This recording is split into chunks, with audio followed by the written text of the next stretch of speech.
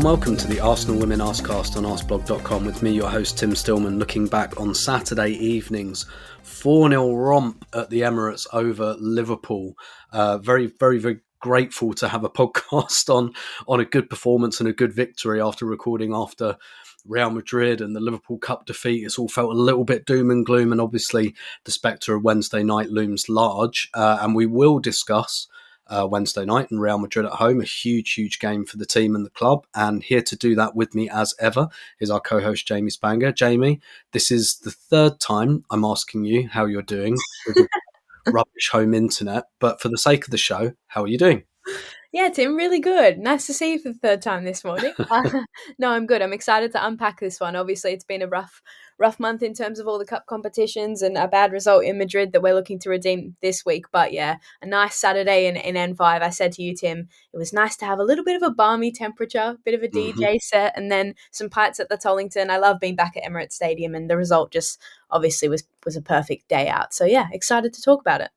Yeah, it's a bit weird, isn't it, how the games have felt really bunched up in terms of where we're playing. Like, we had a load of Emirates games in the autumn and early winter, and then we had like a load of Meadow Park games, and now back at the Emirates, and it did feel like the first time in a long time, even though it kind of wasn't really. But lots of big home wins recently. We're at both stadiums, it must be said. But the lineup for this one, now we speculated on the Thursday pod about whether there might be some changes, whether some players might be rested ahead of Wednesday. I thought there might be. I was wrong about that. There are a few things I think I was wrong about in this game as well.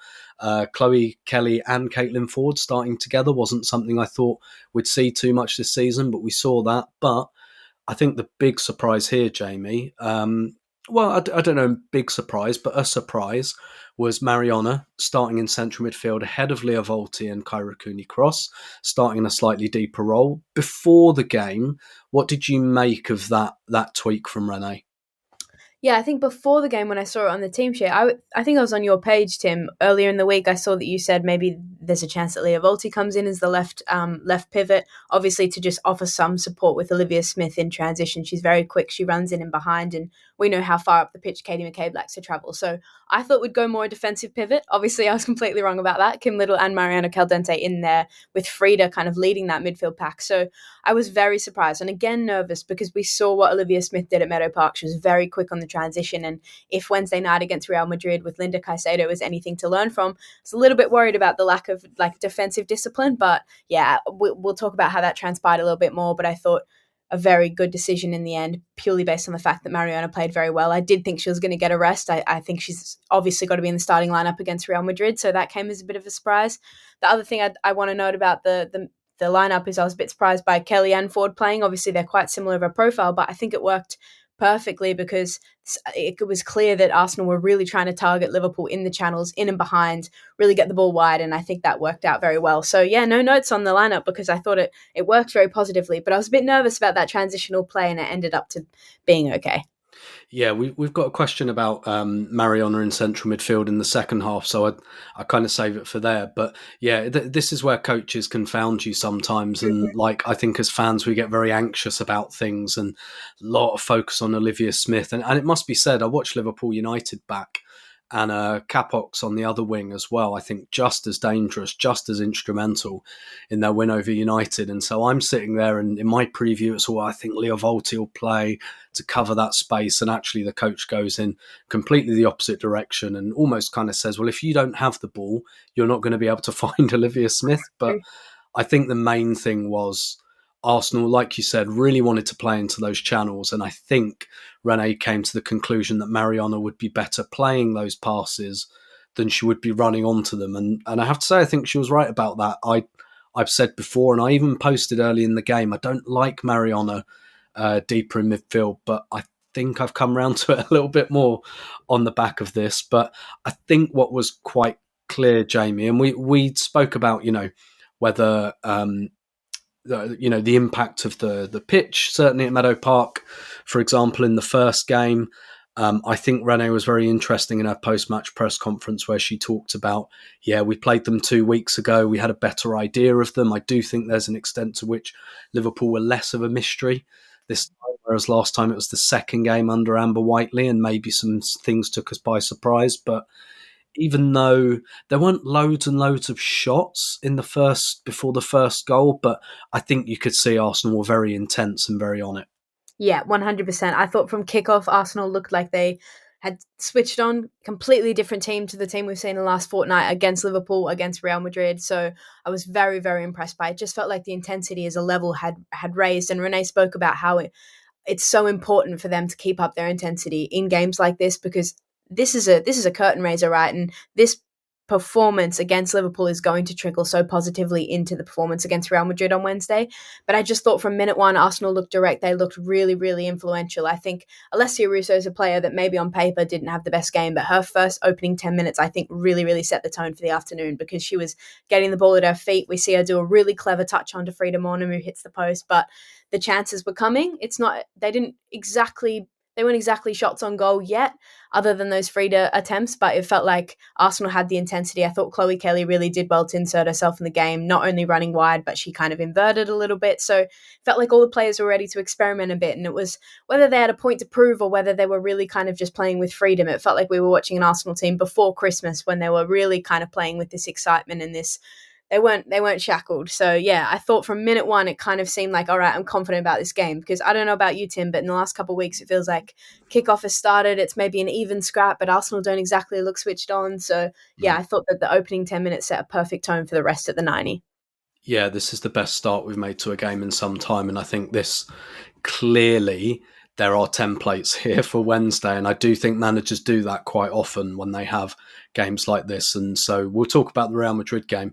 I think this is going to be the starting lineup pending Kim Little's fitness. And I think this will absolutely be the template and the way we started. You mentioned Russo's touch there to Frida Mornham. I mean, Frida hits the post twice in the first half, but there's a wonderful touch as well in the area where she kind of takes the ball out of the air. And one of the things I like most about Russo is how she's able to take one touch when most players take two. And it's the same for that little turn around the corner for Frida Mornham. It's always been such a big strength of hers, and she's so good in those situations. But yeah, Arsenal kind of hit the post, and Chloe Kelly has a shot that just goes over. But Arsenal do open the scoring, and I wrote the analysis piece on this, which is up on Arseblog News if people want to read it. But Arsenal were very interesting from set pieces in this game. Liverpool win more aerial duels than any other team in the WSL, but Arsenal have scored corners against them in both games this season, and we saw lots of that kind of flat, drilled delivery that meant that Liverpool, even when they got first contact on the ball, couldn't clear it properly. No high loopy deliveries that their massive players could just head away. And this was very similar to Russo's goal in the reverse fixture. Arsenal get a kind of low delivery, second contact situation. And I think if you are looking for a scrappy goal, Caitlin Foord is going to be the player that is going to get you the scrappy goal. And it kind of felt like a culmination. And actually, Jamie, Caitlin gets player of the match and, playing in a couple of different positions. And I think the intensity she brought to the game was really, really huge. And this kind of, it was a good opening goal, even if it wasn't the prettiest to look at. Yeah, when there's a scuffly tap in, Caitlin Foord is often at the scene of the crime. So I wasn't surprised to see her at the back post. But yeah, I think anyone that hasn't read the analysis piece, it's really interesting because, Tim, you spoke a lot about set piece deliveries from corners from the laces, not looping balls, and that's exactly what we saw here. We praised Katie McCabe in the reverse fixture for that delivery that got the goal, and I think this is exactly what it is. You need to test players and not play to their strengths, and I think that it's something that Renee is learning really quickly, and she's doing very well, is her ability to learn from her mistakes, whether it be in the same game, but I think that her ability to adapt from that FA Cup game and come into this and say, hey, they have a strength here in aerial threat, and we need to find a way to combat that. And I think you partner that with, a scrappy ball in and then the players' tenacity. And I don't think they would have been that eager to score this goal in the last couple of weeks, but every player wants to get a touch on it. Frida gets a really helpful touch on it. Caitlin Foord's there to poke it home. So I think it's a culmination. It's a mixture of, yes, I think the coaching and the direction from the set piece coach and the manager, it's okay, let's play against their strengths here. It's a good delivery. And then all the players wanted to get that ball. They were all jumping on it. So yeah, again, I think this goal set the tone. I think Arsenal played very beautiful football on Saturday. This wasn't the best football that they played, but it did set the tone for the game. So yeah, good opening goal. It was nice as well because it felt like a long time coming. And I think if you watch Arsenal for the last couple of seasons, you'll always have a bit of a nagging feeling. You're like, what if we keep hitting the post and Liverpool go forward once? But so it was a bit of a relief to get that one in the back of the net. Yeah, definitely. Last season in this game, I remember Jonas saying that once Arsenal didn't score in the first half an hour, he felt their belief drained a little bit, and that can happen when you're playing these kind of low blocks. Incidentally, I've seen us play Liverpool at the Emirates. I think it was 2013. Arsenal lost 4-0 and hit the woodwork 4 times. One of the most extraordinary games I've ever seen. Liverpool had 5 shots. Arsenal hit the woodwork 4 times and Liverpool won 4-0. So still a little bit scarred from that. But what happens here is the second goal comes so quickly. And one of the things I was quite surprised about, Jamie, when I was had a little kind of solo pint before the game and just looking at FB Ref as I like to do for the later kickoffs. And, I had in my head, like, Liverpool, they're a big team. They've got Hogg up front, really aerial threats. But actually, when I looked at the data and I looked at the game against United, they actually don't play a lot of long balls. And when you look at sometimes they do from the keeper, but in open play, they don't. And when I looked at the goals they scored against United, almost all of them are from playing out from the back. And I think it's really clear that Arsenal saw that as a potential weakness, and the way they press for this goal. And it's the way it's executed in the end is so similar to the second goal against Everton, where again, Caitlin Foord is on the scene of the crime for a scrappy kind of goal in the 6-yard box for an own goal. Almost exactly how Mariona turns into her own net on Friday night last week. So this goal actually felt like the encapsulation of the performance for me. Yeah, I think one thing I really want to point out about this goal is obviously Arsenal gain possession in the midfield territory, and as soon as Arsenal win back possession, Kim Little has gunned it into the channel. And I spoke to Renee about her individual performance because I thought Kim was outstanding, and I thought she was probably the best performer against Real Madrid as well. But as soon as Arsenal have gained back possession, she has made an absolute sprint for that channel because she sees that Chloe Kelly's not there yet. She gets the ball through eventually, and then she's obviously the one that forces the own goal. So I think, again, it was quick in transition, and it's kind of like if Arsenal have shown weakness in the defensive area in transition in the last couple of weeks, attackingly on Saturday, I think it was very, very impressive because you can dispossess Liverpool, whether there be a foul or not. I think there was a little bit of chat about that. Amber Whiteley said that she hadn't seen the replay and she wasn't really too fussed about whether there was. But yeah, I think for me, Kim Little has caused that goal because she switched on as soon as Arsenal have won back the ball. She sees where Chloe Kelly is in the pitch. She tracks into that channel. There's wide open space for her, and then she forces that own goal. And I think, again, like you said, Tim, like Caitlin Foord's ability to run to the front post there, she's so quick to do it. It just felt like the levels of this Arsenal team were so raised, and Caitlin Foord is so hungry to get to that front post. She rattles Jasmine Matthews. Jasmine Matthews obviously puts it in the back of the net. But yeah, I thought that the level of this goal was just, again, it was intensity and it was quick thinking, because I think Arsenal sometimes have been second guessing themselves in possession lately, taking a few too many touches, maybe playing the ball backwards a little bit too much. So that goal for me started from the skipper. She ran into the channel, she picked up possession and then forced the own goal. So yeah, I was very impressed by that. Yeah, and that's where having a pitch where the ball moves also helps you. But yeah, Kim's been hitting that channel. Look back at Russo's goal at Everton last week. Again, you'll see it looks very similar. Kim Little getting into that right channel and pulling it back, and Russo put that one in. So seeing some kind of patterns repeat there. And then, the third goal, when it comes from Mariona, wonderful takedown on the studs. I love one of the other great things about playing at the Emirates, particularly when the game's picked up by Sky, is you get all the angles, and the angle from behind the goal on this is superb because Mariona, takes it down on her studs, and then the curler with the left foot, that was game over. And the pièce de résistance, and maybe we can have a bit of a discussion about Mariona in central midfield and whether I've changed my mind about it anyway. Yeah, honestly, like I think that the angle from the press box, for anyone that doesn't know where it is in the Emirates Stadium, it's like to the right of the away dugout. So we were sat directly behind Mariona for this strike. She's taken her touch and like curled it into the top left corner. And I remember, I don't even know if I like reacted. I think I just kind of like put my head in my hands because it's just an individual moment of brilliance. And we can talk about that goal until the cows come home because what a player that was. But yeah, again, like you got to be deflating from a Liverpool point of view as well because it felt like Arsenal are often a team that you can get on a bad day where that just everything kind of goes wrong. And I think when you see Freedom on hitting the woodwork twice, Liverpool are able to say maybe, okay, like if not everything goes right for this team, but when Mariona's putting it with her left foot top bins, it was unreal. And reflecting on her in the midfield a lot, like we spoke about it a couple of weeks, Tim. I think it was after the Liverpool FA Cup game on what Mariona's best position is because she had a quiet game at Meadow Park, and I prefer her in the 10, but I've never said that I prefer her in the pivot because I don't think that Mariona Caldente is a player I will ever say, oh, she needs to play in a deeper midfield role. However, I think that when it's opposition based, and I think if the manager reads the opposition and says this is a time where we don't need to control the midfield or we need to, have the ball and not let the opposition have the ball at all, she's the perfect profile for it because she's so quick thinking. Like it comes into what I said earlier about just how that second goal went in. Felt like all the Arsenal players their decision making was so fast, but Mariona's like that every week. Like she knows where the play is before the play comes to her. So I think she was just able to dictate it. And in that first half, I thought that the midfield were brilliant. I thought Frida, Mariona and Kim were all excellent. They were raising the levels, but I'm not going to say I want Mariona in the double pivot every single week because when it comes to some oppositions, that's not true. However, a game like this, I think it's perfect. A game like Real Madrid, I wouldn't be mad about it either. You need to take it to the team. You need to have the ball and you need to play it quickly. So I was really impressed with her because her ability to get the ball, open up play, not to take too many touches. Too often in the Arsenal midfield, we see 3 or 4 touches before a pass is picked out. So yeah, I was very impressed. But God, that goal was unbelievable. Yeah, definitely off the left foot as well. And I'm Yeah. going to preempt one of the questions from the second half, which is from at my spam account on Blue Sky.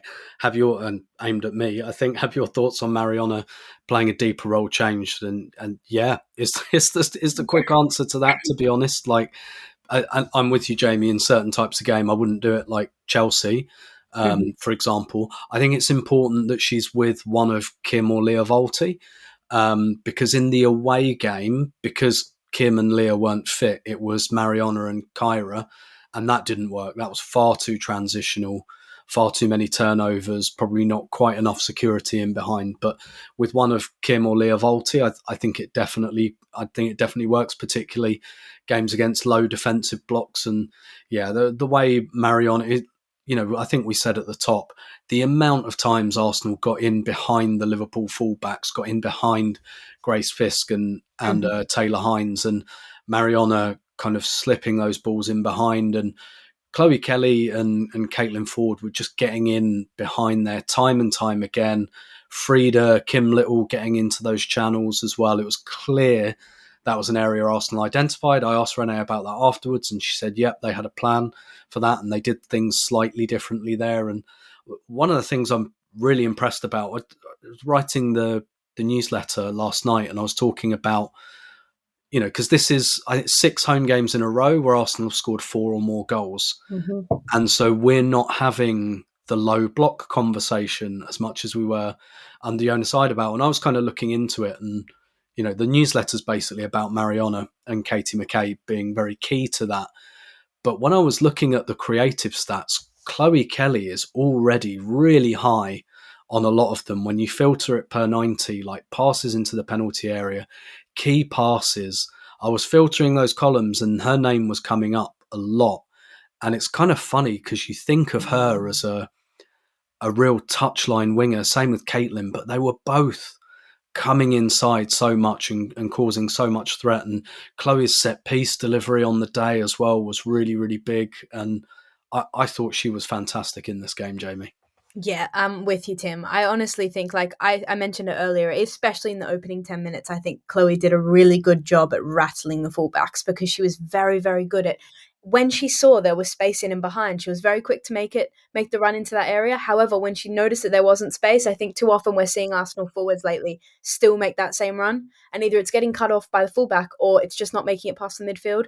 or our midfielder is turning and pivoting and going the other way. But Chloe Kelly, when she's noticing that space wasn't on, she inverts, she gets the ball at her feet, she's come in, and she almost scored in the opening 5 or 10 minutes because she's kind of cut in, collected the ball at the top of the area, had a shot. So I think Chloe Kelly is just one of those players that's very, very creative, and not in just a ball mastery way, but in the way that when, the defender that she's on is set up to stop what Arsenal are trying to do, she's very good at doing it on her own and problem solving. So I was very impressed by her. I thought that she played with a good tenacity as well, and I think her defensive efforts were really, really strong. She obviously didn't have a lot to do in comparison, but when she was playing in front of Emily Fox, I thought that she did very well at dropping back, kind of aiding Emily Fox, and then when she was in front of Katie McCabe, same thing. So I think that Chloe Kelly is one of those players that I saw her respond to a couple fans that were saying, don't fall in love with a lone player. And she was saying, sorry, because she's definitely not a player that we've brought in and just is sitting there for squad depth. Maybe what Laura Veenroyd is maybe doing at Man City a little bit more, whereas Chloe Kelly can make a real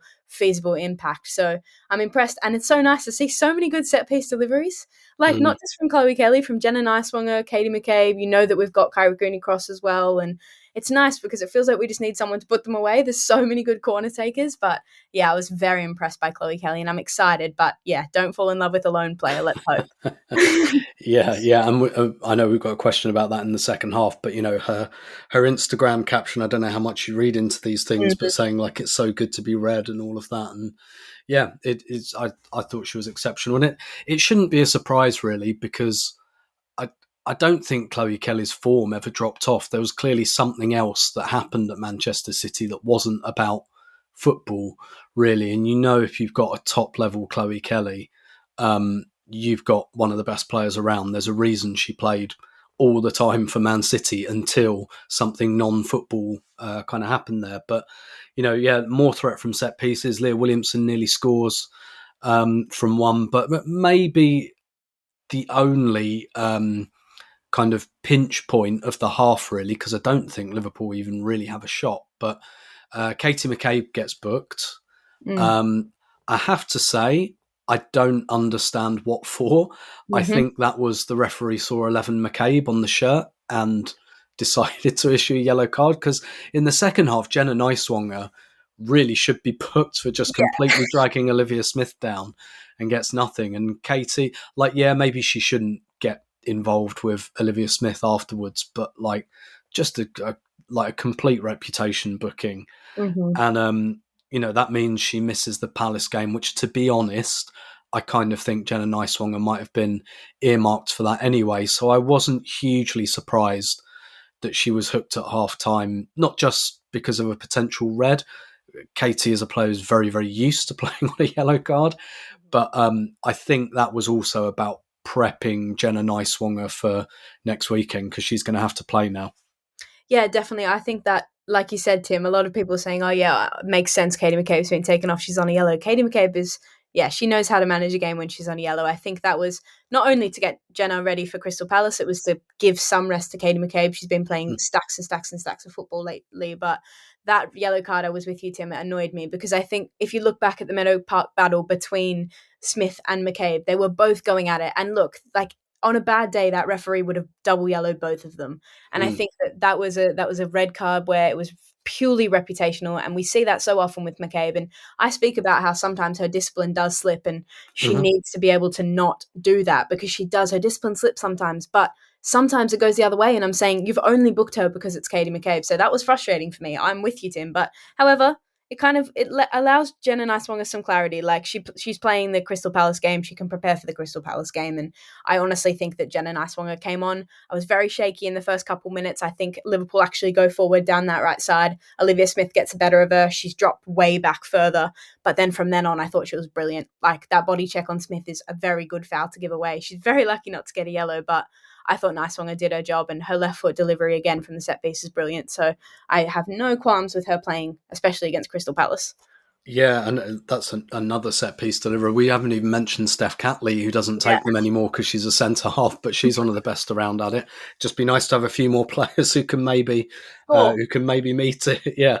And some good crosses as well from Jenna Niswanger. Not a player I've seen a lot of, so I'm looking forward to learning a little bit more about her. But Arsenal get a fourth goal, and it's another own goal, third own goal in a week. And I think it's fair to say all of those own goals were forced by good low crosses. And this time it's, Beth Mead comes on, and obviously we're all kind of falling in love with Chloe Kelly and everything, but Beth is still coming on and making a difference. Like, she made a real difference against Everton last weekend. I think she was probably a bit unlucky to be hooked in Madrid. I don't think that was about her performance. I think that was more about, I think she'd been selected because of her defensive diligence, and Arsenal didn't really want that anymore. But it's another ball into the channel from Leah Williamson, something we've seen just dozens and dozens of times over the years.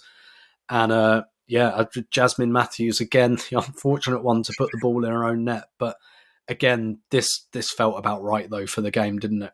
Yeah, England and Arsenal fans alike in that stadium would have seen that kind of play so many times, because Leah, like, we always speak about Leah and how good she is with the ball. Like, when she finds a player in a channel, that long looping ball, there's no one better at it than Leah Williamson. So what a ball forward. But yeah, Beth made instant impact. And you could see it as she came onto the pitch. Like, she looked more alive and she looked more ready to attack football. It's a great run. Like, we praise the ball, but the run is excellent. She splits open the Liverpool defence, carries the possession. And not only does she carry the possession, but she does it with such directness.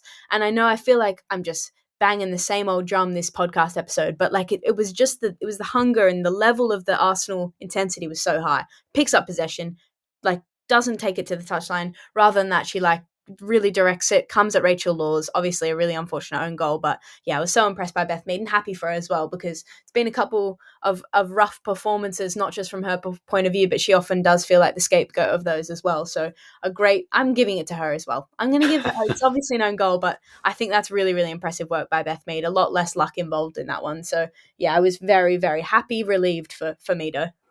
Yeah, and you spoke about the intensity there, and Amber Whiteley's post-match press conference. I often feel sorry for some of these managers, actually, after some of these press conferences, because it was the same with Robert Villaham after the Spurs game a few weeks ago, where obviously they get asked about, what their team could have done better, why they were opened up so much, and Amber Whiteley was very complimentary of Arsenal, just saying it was impossible to live with them. And it's a bit of a tangent, but like, one of my favourite sketch shows is a comedy sketch show called That Mitchell and Webb Look, the guys from Peep Show. And there's a brilliant sketch where they take the piss out of Gordon Ramsay and some of his programmes, basically, which the kind of setup of the sketch is just that, like, Gordon Ramsay going into restaurants and showing off about how much better he is at cooking than everyone. And, and all the chefs are like, "You're much better at cooking than me. What do you want me to do?" And I feel like that was kind of the note I felt from Amber Whiteley, where it was almost like, they have much better players than we do. And when they play like that, there's not a lot we can do about it. And yeah, I think Arsenal very, very suffocating. But I think definitely, and I know Ian Wright said this on the Sky Sports coverage, that the question for Arsenal is, can they do this all the time? Because we have seen this performance. We've seen it under Jonas Eidevall many, many times. The question is, can they do it all the time, basically? And I guess not be the sunshine team, as it were. But speaking of sunshine, Victoria Pelova, finally, Arsenal have both a game state and a playing surface that allows them to give Victoria Pelova kind of 17 minutes at the end of the game. And I know Renee said this afterwards. I'm actually really glad it happened this way for her, because it was a great reception and a really nice moment. Yeah, great segue in, because she's like human and playing sunshine, Victoria Pelova. But I was so gassed for her, and also gassed that she got a good stint as well. Like you said, Tim, it was 17 minutes. She didn't just come on for 5. But I think the best part of this is she comes on into midfield, and then she directly gets the ball at the feet and like breaks Liverpool in half, puts a ball through to Chloe Kelly. Chloe Kelly like takes a touch inside, could have scored a 5th. So honestly, like, Victoria Pelova back at her best within minutes, but she's a player, I think, and a profile that Arsenal have really, really missed. And that's every team in the world is going to miss Victoria Pelova. And I think because we've spent so much time away from her, Arsenal fans maybe forget how good she is, because she was exceptional last season. Bar Lotta, I think she was the player of the season. So to have a profile like that back, and finally a game to be able to bring her in, I think watching games over the last couple of weeks, and it's not desirable scorelines, or we're playing in a bloody mud bath, it's like, when are we going to see Victoria Pelova? So it felt like the perfect moment. But yeah, you could tell straight away she wasn't backing out of challenges. And I think with players coming back from ACLs, rightfully, sometimes in the midfield area especially, they're very, very hesitant to go into tackles. Victoria Pelova was straight in there. So yeah, no, I'm excited to see her back, because what a player. She's a bit of a gem, isn't she? She's one of those players that I don't think any opposition fan could dislike either. So I'm buzzing for her, and I'm buzzing for the team, because she brings like a bit of versatility in the midfield, because she can play more of an attacking role, but she can play deep in the pivot as well. So for Arsenal going forward to be able to have that, it adds another midfielder in the group of many midfielders to choose from. But stoked about Vic. Yeah, definitely. I think she brings a bit of that intensity that maybe we've missed on occasion. And, I think particularly when I look at, again, one of the only low points of the game is Kim Little going down. Looks like she kind of twisted her ankle in the penalty area. And I'd really hope she's available for Wednesday, because I just don't think Kyra or Leah Volti will offer that same kind of threat in the channels. And I think, potentially it might really change what we can do there. Pelova is a player who can do that, but probably not yet. Probably too much of an ask to ask her to start. But I was looking at the minutes played last season, and it's Russo for outfield players: Russo, McCabe, Pelova. Most starts last season, Russo and Pelova. So that shows you the season she had last year, and that's with kind of Kim Little and Leah Volti fit for most of the season. So I think the other thing that strikes me about her as well is how popular she seems to be among the team when she made her comeback in the under-21s, and the amount of social media posts and stuff like that. I think that really tells you something sometimes. But if it finishes 4-0 and Arsenal have, I think, the ideal preparation, good performance, good intensity, but the second half's a non-event, which is exactly what I was hoping for. Play out the 45 minutes. Let's get some kind of rest into some players. We took some players off. We got a question in the second half about the subs, but just a really good tee up for the game on Wednesday night. And why was this so much better? Do you think it's like, I think the Emirates is definitely a factor in that, but yeah, why was this so much better than we've seen? To be fair, I think we were good at Everton, but better than the Madrid and Liverpool games. Yeah, I think it would be naive to say that like pitch doesn't make a difference, because it makes the world of a difference. The surface is quick, it's clean, it allows Arsenal to play like possession football, but obviously like if you want to impact and take the game to Liverpool the way that Renee Slegers wanted to in the channels, you can't really do that when Meadow Park is, bouncy and a little bit dry. So I understand that like that performance, and we've spoken about this over the last couple episodes, like that performance at Meadow Park, I don't think the players brought the intensity to the game. I think that the surface played into Liverpool's strengths, and that's football. Sometimes that happens. Both teams had to play on the pitch, but it did play into Liverpool's strengths. We move on from that game. It's a really, really bitter loss, and then you go to Madrid and you play, and it's unacceptable. Like those conditions were unacceptable. I don't think Arsenal had a bad first half. Obviously, it was the main issue was defensive transition. And then coming into this game, I think you had players that the level and the intensity was so high. So when you mix that in with a really, really good solid pitch where you can play the football and you can, play these kind of scruffy lower balls, you can switch the play a little bit more in the midfield, that completely takes away Liverpool's aerial threat, then it's obviously going to play into your hands. So I think it's a mix of intensity. The girls wanted to be there. They wanted to play good football. They wanted to be the first one to touch it as well. So I was impressed by the intensity levels, but the bigger pitch, the quicker surface, the smoother surface makes the world of a difference, because we shouldn't be expected to play in a mud bath. No team in global football should be expected to do that. So that makes a difference. Coming into this game against Madrid, however, look, I was sat in the Tollington with everyone after the game on Saturday, and I was saying, guys, let's check Sky Scanner. We're going back to Lisbon. Like, don't worry, the dream is still on.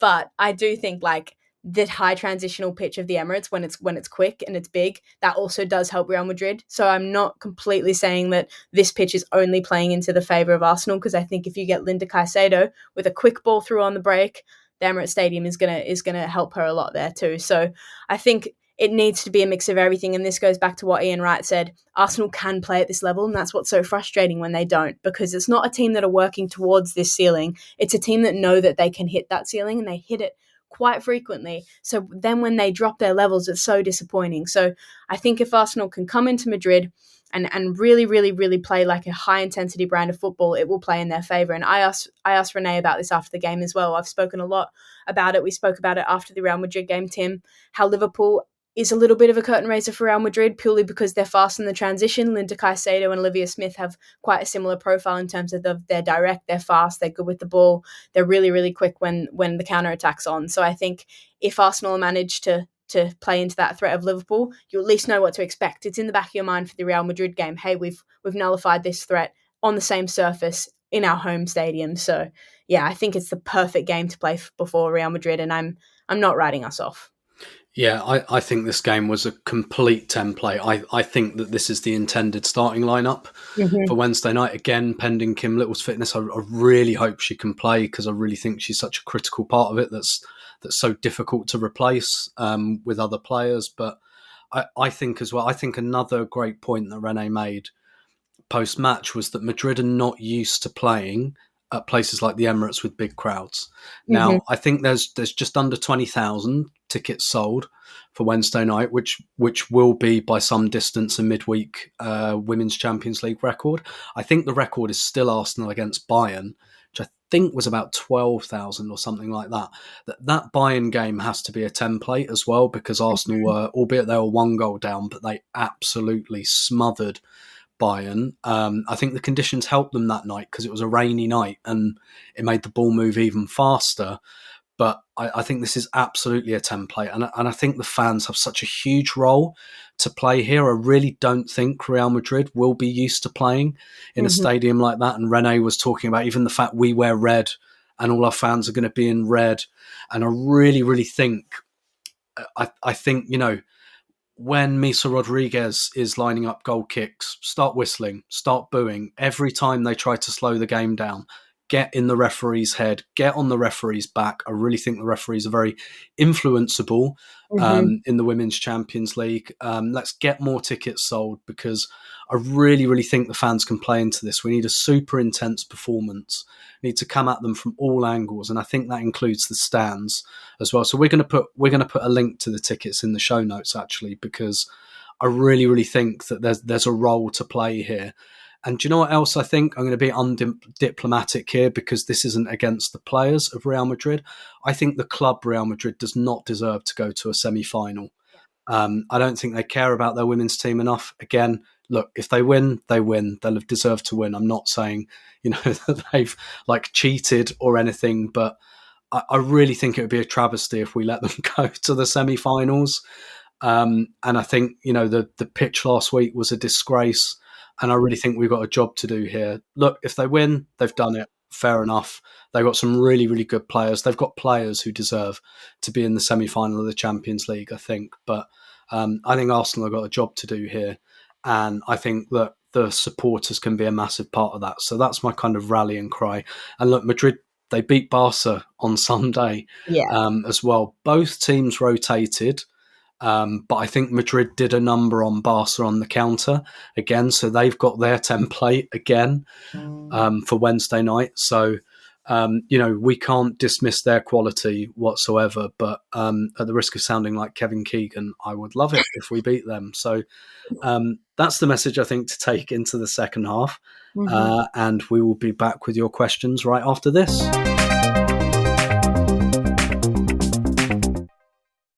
Okay, welcome back to the Arsenal Women Arsecast, looking back episode 116, looking a bit back at Saturday night's 4-0 win over Liverpool. I think it's fair to say a little bit towards a big game on Wednesday night against Real Madrid as well.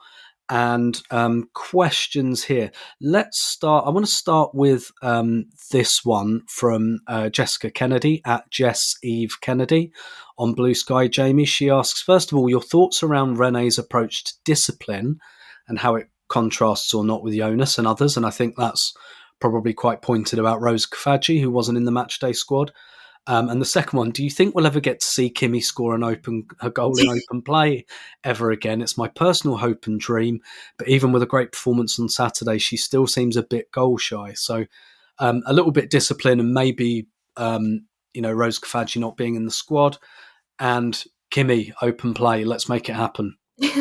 I'll start with the latter because I think that's a great question. It feeds into, we got a question from Joe Monty as well, who asked about Arsenal. No player playing in like the double pivot, this is excluding the 10s, has scored a goal for Arsenal this year. So we've got no goal scorers in the deeper midfield, which isn't really an issue when you look at it. Like you look at Man City, Yui Hasegawa isn't scoring goals. Like you look at Chelsea, I was about to say Erin Cuthbert, but she scored the winner yesterday, so maybe not.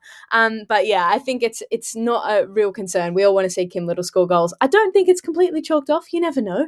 Like you do never know. Maybe on the Emirates, and we're going to be 2-2 at the 90th minute, and Kim Little's going to hit one from the top of the box. So yeah, I think it's just the style of play. Like as she kind of ages and progresses, she does play a bit of a deeper role. She's not playing as attacking, so we're seeing less of that. But she's also taking less shots. And I think we saw that particularly against the Liverpool game in the FA Cup. I thought there was a couple of opportunities where she's played the ball really deep in the channel to Emily Fox as an overlapping right back when she's on the edge of the box.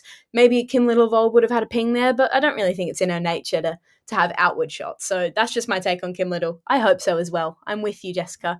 In terms of discipline and Renee, in terms of, look, right now, I think I don't really want to make like massive assessments on Renee as a coach and her backroom style yet. I don't think we've seen enough of it. I think this Rosa Kafaji one is a bit of a unicorn situation where the player she probably notices that she's made a mistake in posting what she did on Instagram. She's taken it down straight away. She's young.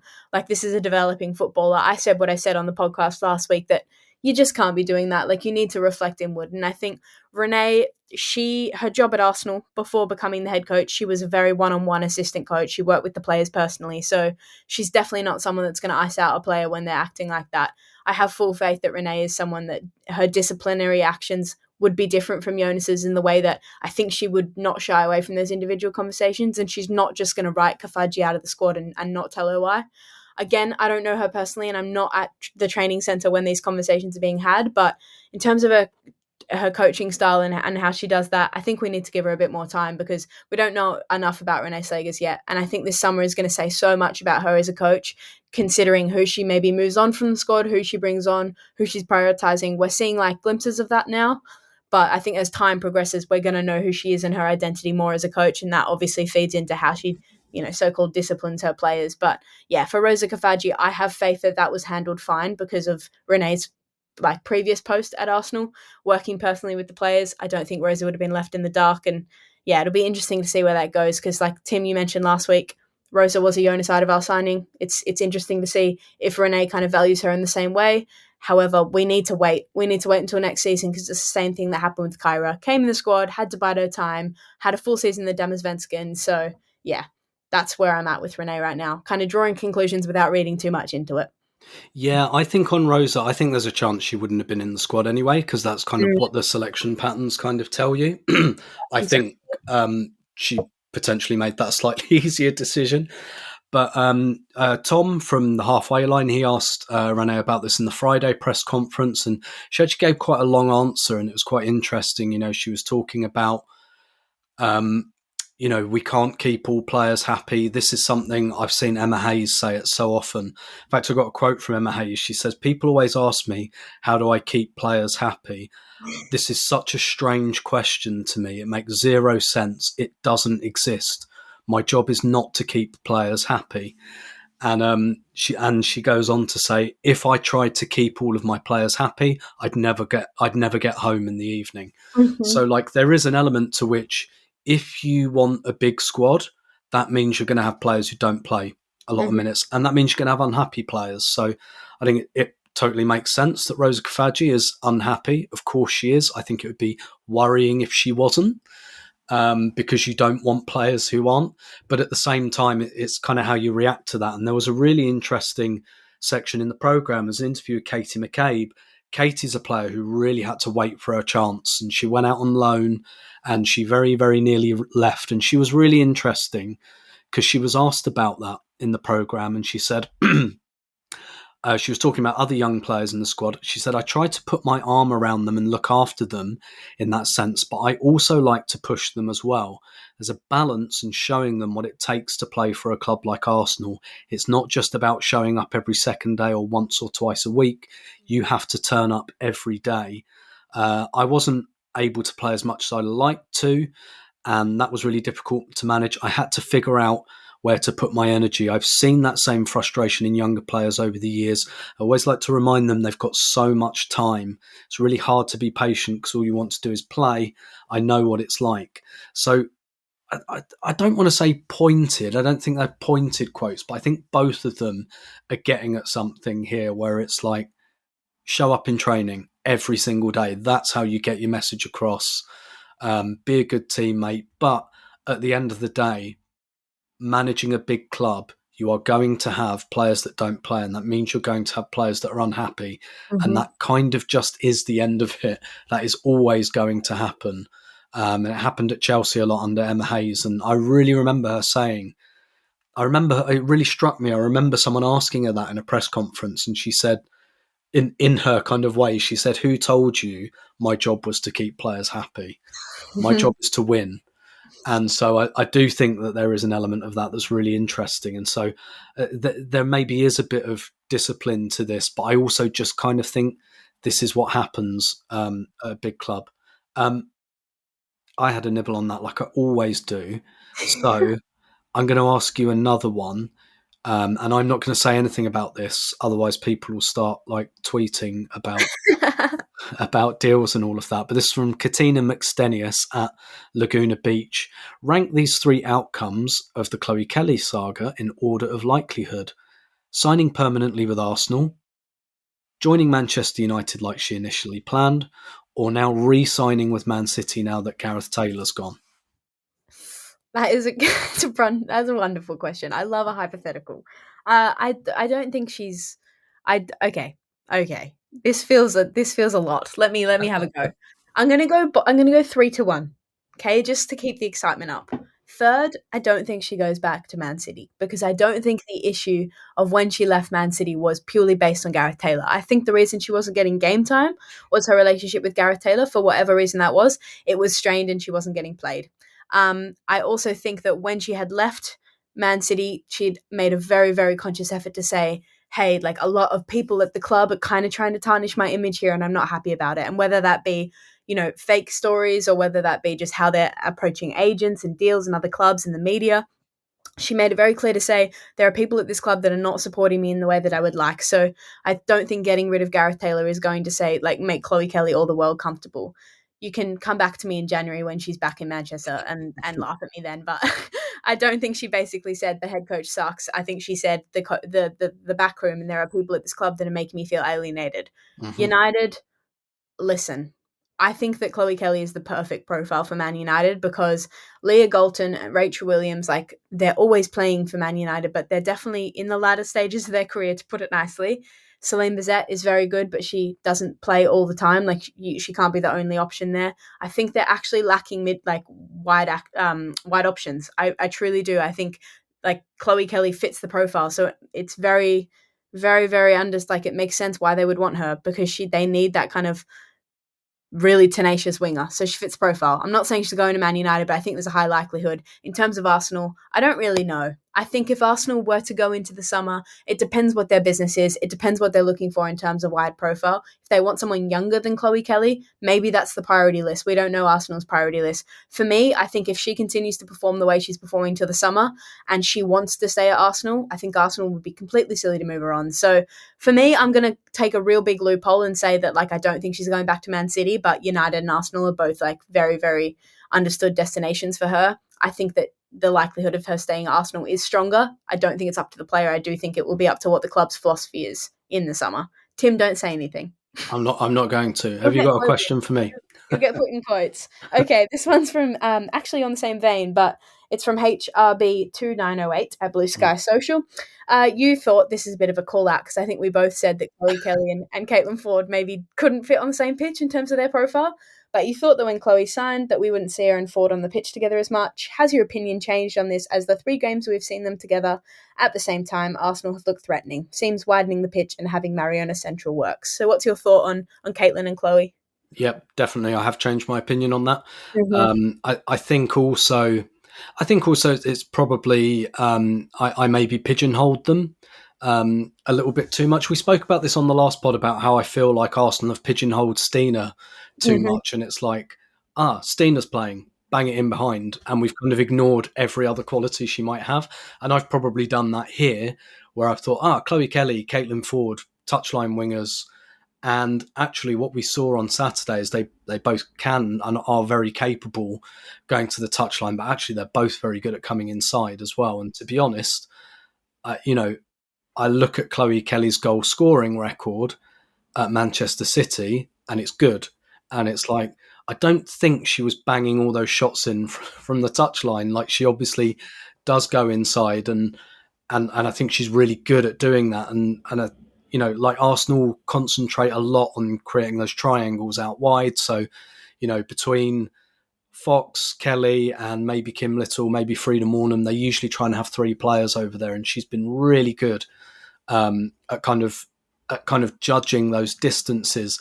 Like, it's a world away from after the West Ham game we discussed, didn't we? Like, the first half of that West Ham game, I just didn't see her in the Arsenal half, and Shakira Martinez was kind of having a bit of a party against our defence, but I don't see that anymore. I think she's switched right back into that kind of mindset. But yeah, I think both players really, really good at kind of raiding those channels as well. So is Beth as well. I think that's where Beth operates best. But look, ultimately, Chloe's getting in the team ahead of Beth at the moment, and that, I think it's potentially significant. It's not to say it will last forever, but my opinion has changed on that. And I think HRB makes a really good point about actually having Mariona central between those 2 poles, because she has so much license to drift as well. I think really what we're seeing is that there's just a touch more fluidity than maybe there was under Jonas. And ultimately, that does have a penalty, because we are more open in transition as well. Like, it's a bit of a whack-a-mole situation. You become more fluid, there's more interchanging of positions, but then you're a bit more open. But I think it has. And I do also think, particularly from the bench, sometimes there is a call to have both of your wingers very wide. If you're playing like a back 5, for example, and they're really hunkered in, I think it makes sense to have 2 very wide wingers. So short answer, yeah, I have changed my opinion on that. And I think we saw a really imaginative use of them there on Saturday as well. Here's one I'm going to ask, and it's from @NDMW on Blue Sky. What did you make of the subs, given there's a season-defining game next up when we need 3 goals at least? Clearly, the McCabe yellow and the Kim injury influenced some of the choices and timings, which they definitely did. But interesting that managing defender loading seemed to be a priority, with none of the starting front 4 taken off. So what did you make of that? Chloe Kelly, Caitlin Foord, Frida Mornham, Alessia Russo all played the full 90. Not the Chloe Kelly one, the Alessia Russo one. I actually had a similar question I wanted to ask you about, Tim, because I don't think it was necessary to play her for the full 90 minutes. I think that she, for the last 20 minutes, again, I said this at the very start, I thought Alessia actually had a very good game. She wasn't scoring, but I think her ball work and her kind of work to even like drag defenders out and allow Frida to have space in and behind, I thought she had a very, very intelligent performance. I don't think there was the need to play her for the whole 90 though. I was confused by that, because going into like Wednesday night, I want Russo starting. I don't want Stina starting. And yeah, so that kind of baffled me. I think Frida playing the 90, less so maybe baffled me. She obviously didn't start against Real Madrid in the away leg. I thought she, again, had a really, really good performance. I thought Frida was the best player in the first half. Like, she missed 2 sitters, but I thought creatively, when Frida Mornham is on, like, she's either switched on or she's completely switched off. And when she switched on, the Arsenal team, they operate in like at a different level. And I think she has a lot to do with that. When Arsenal are on, it's often because Frida Mornham is putting herself in the right spaces, getting the ball, making those runs in and behind. So yeah, for her, playing 90 minutes again. Maybe it's because, like, is she the first choice? Maybe Renee is going to bring back Kyra and maybe go a little bit more defensively in the midfield, because you can play a double pivot with Kyra and Mariona if Kim's not fit. And maybe then, I don't know. I thought it was weird. In terms of the defense, though, I'm not surprised, because I think when you look at the defensive options, Arsenal have less defensive options right now in terms of fitness. So resting the defense, making sure that they don't pick up a single knock before Real Madrid made complete sense to me. You know that Leah's going to start. You know that Emily's going to start. You know that Katie's going to start. So, yeah, that made complete sense. Get them off, wrap them in bubble wrap. But Frida and Alessia I was a little bit more confused with, especially Russo. I didn't think there was a necessity for her to play the full 90 minutes, especially because she's a player that is always playing 90 minutes. So, Tim, I had a question about that as well. But in terms of Alessia Russo, what was your thoughts on her playing the whole game? So I think I think the question's right about defender loading. I think clearly Emily Fox playing a lot of minutes, and we need to look after her. I thought it was interesting as well. Katie Reid selected on the bench over Amanda Illistedt. We have been picked up on that apparently it is pronounced Illistedt, not Illistedt. So I'll try and remember that. But I thought that was really interesting, and maybe also a bit of a message to Rosa, the fact that Katie Reid got in the squad over a senior player and she gets minutes at the end. But I think it's as simple as this. That back four plays together all the time. I think that front four doesn't necessarily, and I think that's the front four that's going to start on Wednesday. And I strongly suspect that Renee just wanted them to have as much time together as possible. Obviously, Caitlin, is now part of the great right back roulette and kind of finished the game at right back. So it wasn't exactly the same. And I think before Kim went down, it might have been Chloe Kelly who was going to come off. She did come over to the touchline, and I think she was pointing to herself. And I think that, they rearranged things because Kim was down. So maybe she'd have come off. Caitlin went to right back. But generally speaking, I think it's because that back four doesn't necessarily need time together, whereas I think the front four might. I think that's the front four that's going to play on Wednesday, and I think Renee wanted to keep them on. And obviously Beth Mead, I think, will have a big part in the game anyway, even if it's coming on from the bench. So I think it was with a view to Wednesday night and not about resting them, but about getting them together. That's my take. No, I like that. I like that. How about this one from... There's another one about Rose Kafaji. I think we've addressed that. I'm looking for something. Oh, yeah. Okay. So I've kind of talked about this a little bit. So this one, again from HRB 2908, with Real Madrid coming up, this starting 11, like Liverpool, seemed like one of our strongest of late. Who do you think will be in the starting 11, considering Real Madrid set up similarly to Liverpool? And this one from Aidan Delory. After Saturday, I was absolutely buzzing about Wednesday night, but after seeing the result in Barcelona yesterday, my confidence that we can come back and go through is pretty much on the floor. Your thoughts on Wednesday night? So I've talked about what I think will happen on Wednesday night. What do you reckon? Yeah, I think it's so heavily reliant on the Kim Little injury. If she's fit to play, if she's not, Renee said after the game she hadn't spoken to her yet. She was going to get sent in for a scan the following day. So if Kim Little's fit, I think she starts. I think the midfield stays the way it was. Look, like, there's an element of a game like this when you're chasing a 2-0 deficit. Yes, Real Madrid are good in transition, but you need to gamble. Like, you cannot be sitting back and, like, playing a defensive midfield setup and allowing them to kind of sit off. Like, that's not how you have to play. You need to go fully invest in keeping the ball as much as you can and going forward. And I think this is the midfield to do that. I would start Caitlin and Kelly as well. I thought on Wednesday when they come on, they were stronger as well. I'd probably keep it the same. It just is, it's dependent on the Kim Little injury. Like you said, Tim, I'm on your page with that. I think the lineup stays the same. In terms of the Real Madrid opponent themselves, yeah, look, after Wednesday, I wasn't too convinced. Then saw the Liverpool result with us at the Emirates Stadium, was very convinced. And then, obviously, for those that don't know, Real Madrid won their first ever El Clasico against Barcelona yesterday for the women's team in history away. Like, they were not at home. They were not on that crappy pitch. It must be said, though, it was like hailing. Like, the rain was insane. So, again, like, when Real Madrid chalk off a world-class team in not, like, insane conditions, then we can maybe analyze it a little bit more. However, both sides heavily rotated. Like you said, Caroline Veer was on a tear. Like, she was unbelievable. So that's definitely one to watch. And that does beg the question of, can Arsenal, experiment with such an attacking midfield if you've got a player like that can sit behind Signe Brun and really, really make an impact. So, yeah, I'm a little bit nervous there. However, I don't think there's any rain on the forecast. I think it's quite nice in London on Wednesday. There's not going to be like some kind of cyclone popping out of the woodwork or something. It depends what Madrid conjure up in the sky. I'm still confident. I'm still confident. I think that if this team really, really come out with the intensity that they did on Saturday, I'm not worried. I think their luck's I'm a little worried. their luck's run out. They've done 2 teams on the counter. They can't do it a third game in a row. That's my take. Do you have a question for me? I do. This is more like tactical about Renee, Tim. This is from Hannah Rachel at Hannah Rachel Blue Sky. There seemed to be a lot of interchange of positions between players whilst on the pitch on Saturday. Hannah's used the example of Katie McCabe and Steph Catley switching at 1 or 2 points.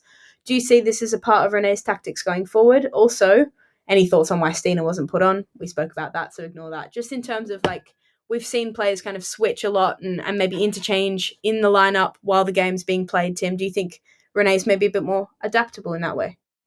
Yeah, quite possibly. I think we have seen a little bit. I do think we saw that under Jonas, and sometimes it's not like an entirely tactical thing.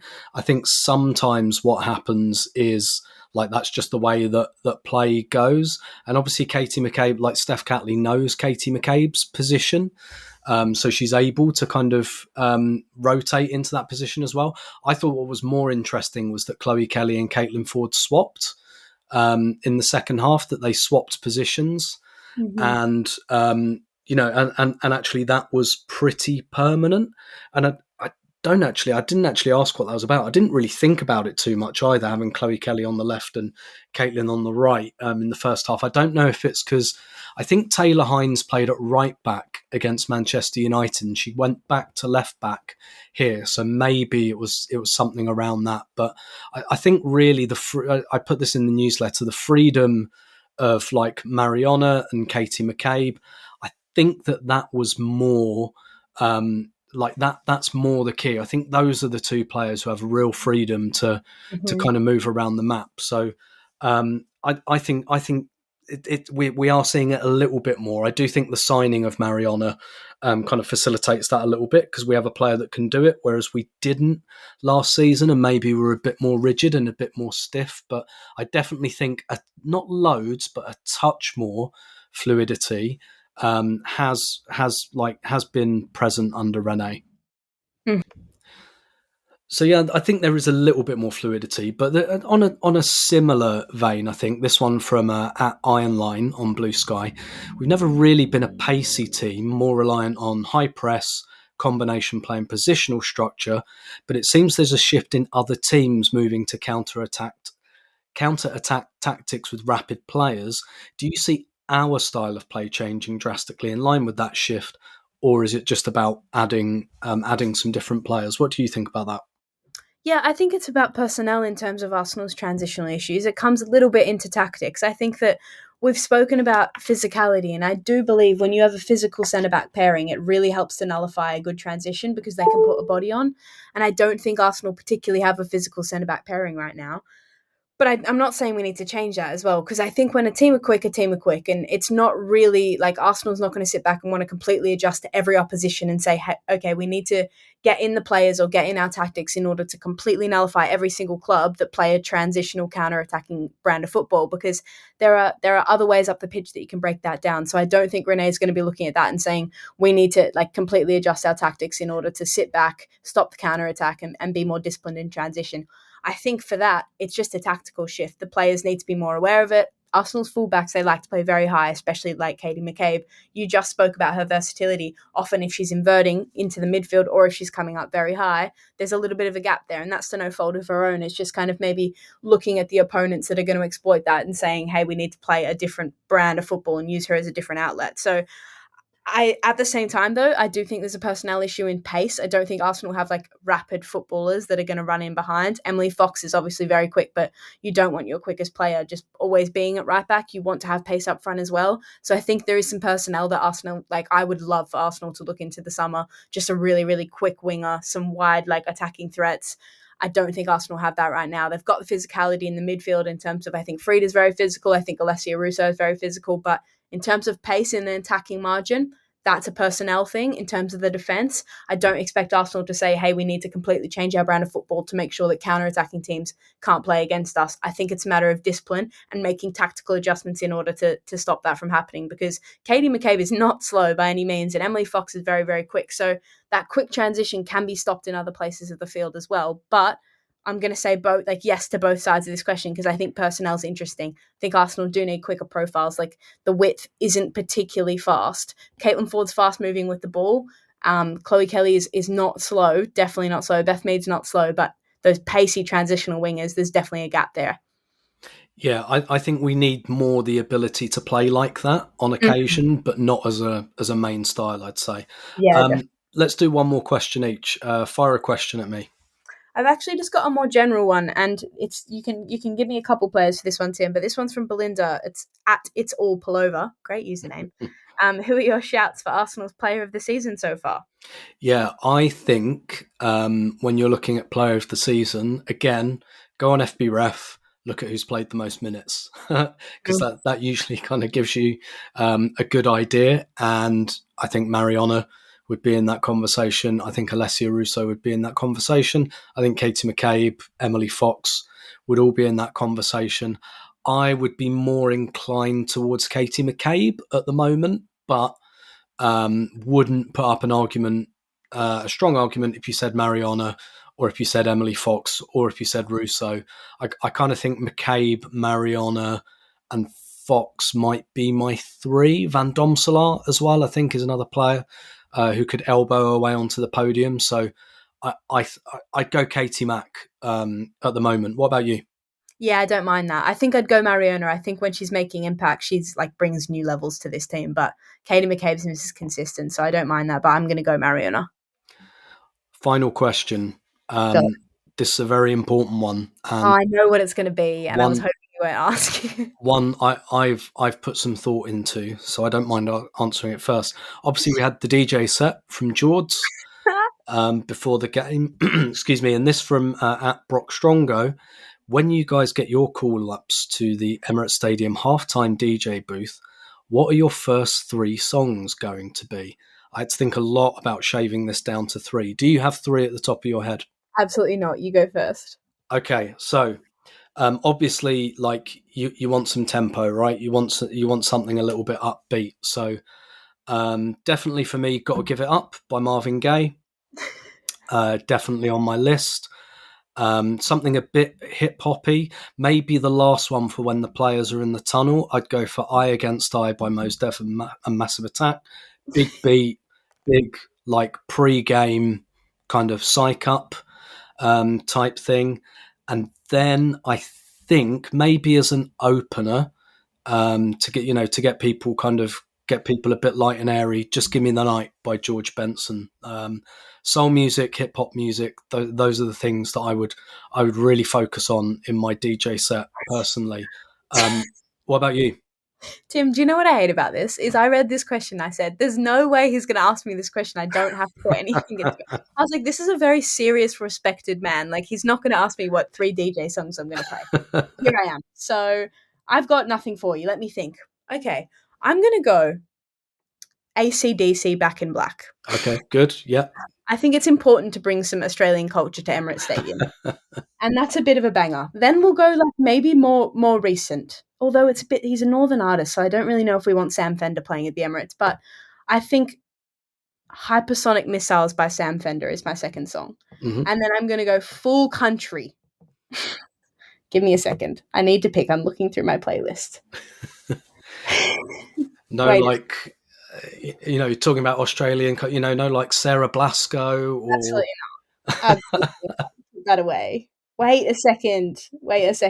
Maybe sing for me while I think. Third song, I'm going to go. This is so hard. I've got another Australian one. I'd definitely put on the playlist.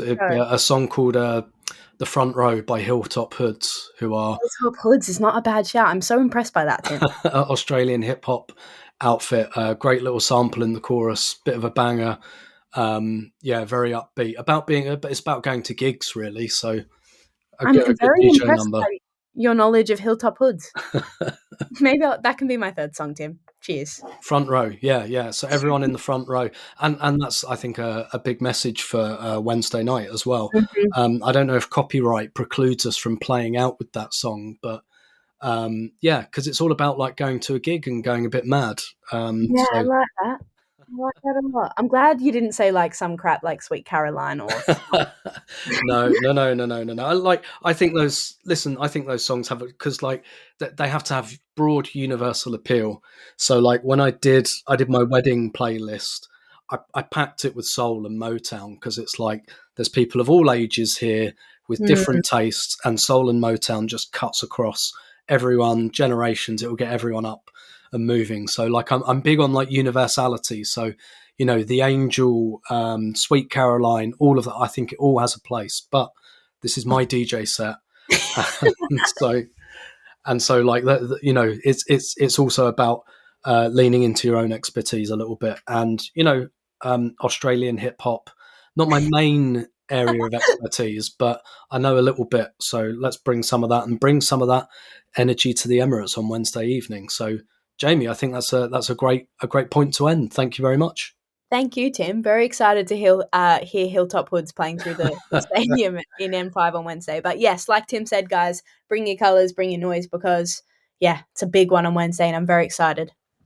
Absolutely, and we might do a podcast after that if the result goes the right way. If not, we'll definitely do something after the Crystal Palace game on Sunday, going into an international break, which might be a pretty long one, actually, with the FA Cup semi-finals. It's so weird. We've only got like 5 games left in the WSL. It's gone really, really quickly, but getting to that time of year where I no longer have to whack out the massive winter puffer, which I'm really, really happy about. But yeah, sunshine, good times, good tunes, and here's to a good result on Wednesday evening, and we will speak to you hopefully after that, but if not, definitely after the Crystal Palace game. Thanks everyone, take it easy.